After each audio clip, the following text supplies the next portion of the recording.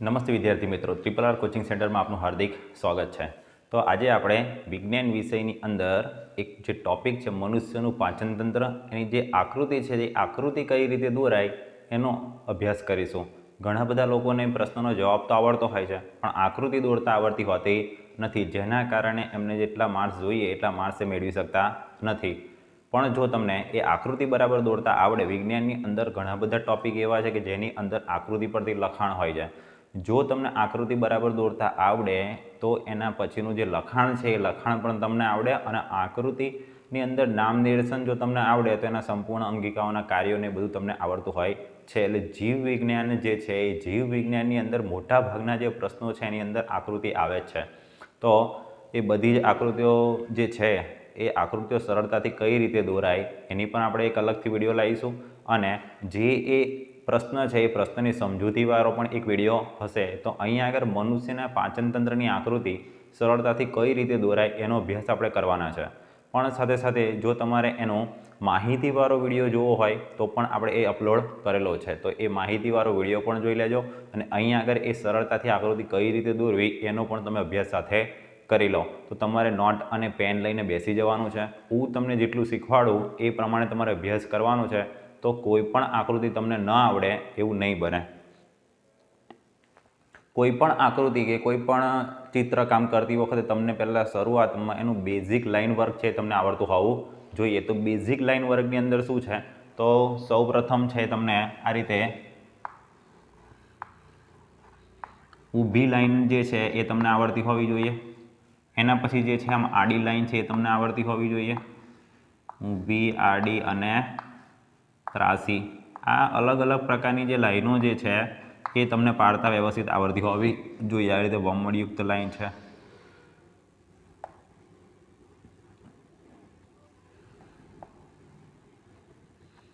આ રીતે તૂટક લાઈન છે, આ બધી લાઈનો પાડતા તમને બરાબર આવડતી હોવી જોઈએ।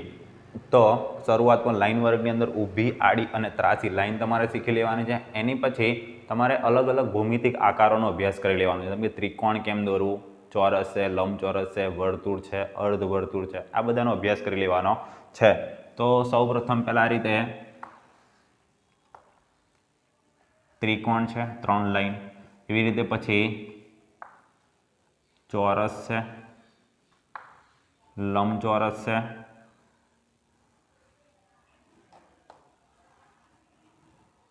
આ રીતે વર્તુળ છે, અને નીચે અર્ધવર્તુળ છે। આટલું તમને આવડતું હોવું જોઈએ। તો અહીંયા આગળ સૌ પ્રથમ આપણે આની તમે દૈનિક પ્રેક્ટિસ કરો થોડી, તો આ તમને બધી જ આકૃતિઓ છે બરાબર આવડી જશે। જો આટલી વસ્તુ તમને વ્યવસ્થિત દોરતા આવડતી હશે તો કોઈ પણ એવી આકૃતિ નથી અથવા કોઈ પણ એવું ડ્રોઈંગની અંદર, ચિત્રની અંદર કામ નથી કે જે તમને ના આવડે, બરાબર। તો અહીંયા આગળ લાઇન વર્ક શીખ્યા બાદ તમારે શું કરવાનું, તમારા આખા પેજની અંદર એક બેઝિક કાચી આકૃતિ તમારે તૈયાર કરી દેવાની છે। તો એ કાચી આકૃતિ કેમ કરીને તૈયાર કરવી, અને આ છે ને તમે જે પણ આકૃતિ દોરો ને આખા પેજની અંદર દોરવાની છે, અને એના મધ્ય ભાગથી તમારે દોરવાની શરૂઆત કરવાની, કેમ કે આજુબાજુનો જે ખાલી જગ્યા છે આગળ તમારે નામ નિર્દેશન કરવા માટે, એના કાર્યો લખવા માટે એ જગ્યા જોશે, એટલે મધ્યની અંદર અને આખું પેજ કવર થાય એ રીતે તમારે આકૃતિ દોરવાની છે। તો અહીંયા આગળ શરૂઆતની અંદર તમારે મધ્યની અંદર આ રીતે એક મોટો કૌંસ બનાવી દેવાનો છે, પછી આ રીતે આડી લાઈન અને આ રીતે ઊભી લાઈન કરી દેવાની છે, પછી અહીંયા આગળથી એક ત્રિકોણ છે, અને અહીંયા આગળથી એક ગોળાકાર ભાગ છે, એના પછી આ રીતે સી પાડી દેવાનો છે, અને પછી આ રીતે લંબચોરસ કરી દેવાનો છે। આ ખાલી નોર્મલ તમારે એકદમ આછું, હું ઘાટું એટલા માટે કરું છું કે તમને દેખાય, પણ આ એકદમ આછું તમારે કરવાનો છે। હવે જો જે આ સામાન્ય જે આકૃતિ થઈ ગઈ કાચી આકૃતિ પરથી જ આપણે પાકી આકૃતિ તૈયાર કરીશું। આ તમને ન દેખાતો તો અહીંયા આગળ થોડું ઘાટું દોરી દઉં।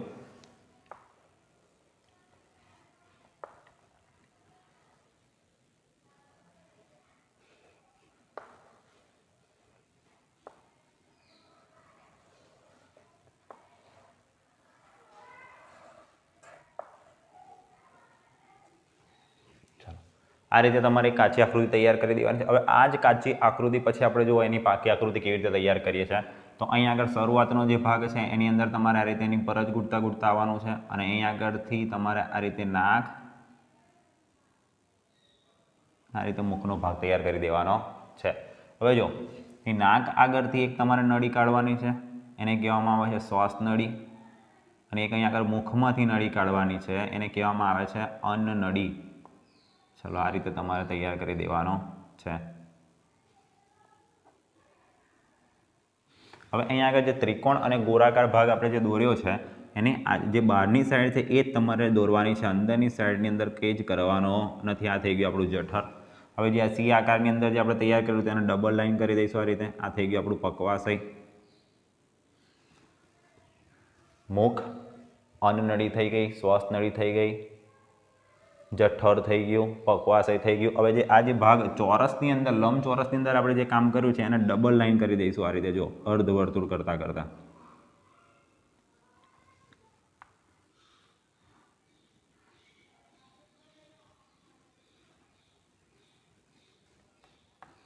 આ રીતે તમારે કરવાનું છે અર્ધવર્તુળ. ચલો આ થઈ ગયો આંતરપૂછનો ભાગ. આ રીતે કરતું જવાનું છે બધી જ બાજુ.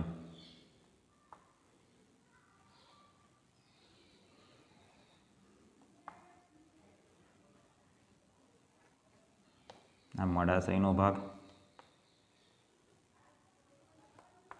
અને આ થઈ ગયું મળદ્વાર.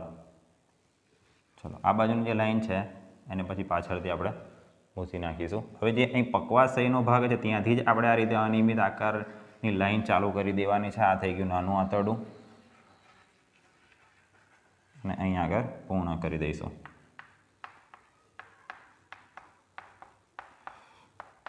ચાલો આપણું નાનું આંતરડું, મોટું આંતરડું, મડાશય, મળદ્વાર અને મળ છિદ્ર.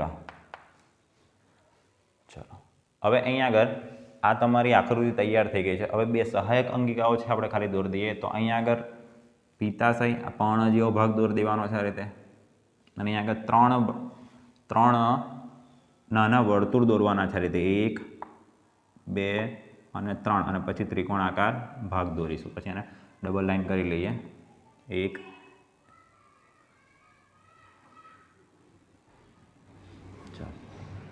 તો અહીંયા આગળ સંપૂર્ણ તમારી આકૃતિ તૈયાર થઈ ગઈ છે. જો કાચી આકૃતિ જો તમને આવડી જાય તો આ આકૃતિ આવડી જ જશે, બરાબર. હવે એના નામ નિર્દેશન આપણે કરી દઈએ એટલે તમને ખબર પડી જાય. સૌપ્રથમ તમારે આવી રીતે આકૃતિ દોરી નાખવાની. આકૃતિ દોર્યા પછી નામ નિર્દેશન, અને નામ નિર્દેશન પછી એના કાર્યો લખી નાખવાના, અને પછી સ્ટેપ બાય સ્ટેપ લખતા જવાના. એટલે તમારો આખો સંપૂર્ણ પ્રશ્ન છે એ પૂર્ણ થશે. હવે હું નામ નિર્દેશન કરું છું. નામ નિર્દેશનની અંદર શું શું યાદ રાખવાનું છે જોઈ લેજો. તો અહીંયા આગળ શરૂઆતની અંદર નાક, અથવા એને નાસિકા કોટર પણ કહેવાય. અહીં આગળ મુખ, આ જે અંદરનો ભાગ છે એને આપણે કહીશું મુખ ગૃહા. મુખની અંદર આવેલી ગુફા, ગૃહા એટલે ગુફા. હવે એની અંદર 3 ભાગ છે. એક છે જીભ, દાંત અને લાળ ગ્રંથિ, બરાબર. દાંતની અંદર પાછા 4 પ્રકાર છે, એ પણ તમારે દર્શાવી દેવા હોય તો દર્શાવી દેવાના. રાક્ષી દાંત છે, છેદક દાંત છે, અગ્રદાળ છે અને દાળ છે. શ્વાસનળી,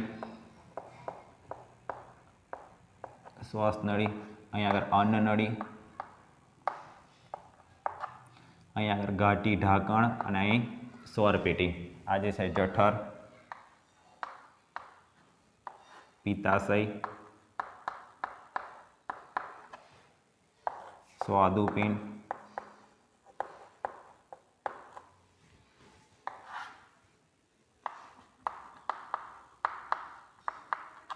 પકવાશય,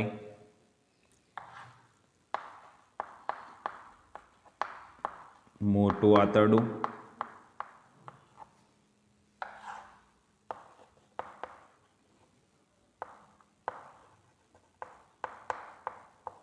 નાનું આંતરડું, આંત્રપુચ્છ,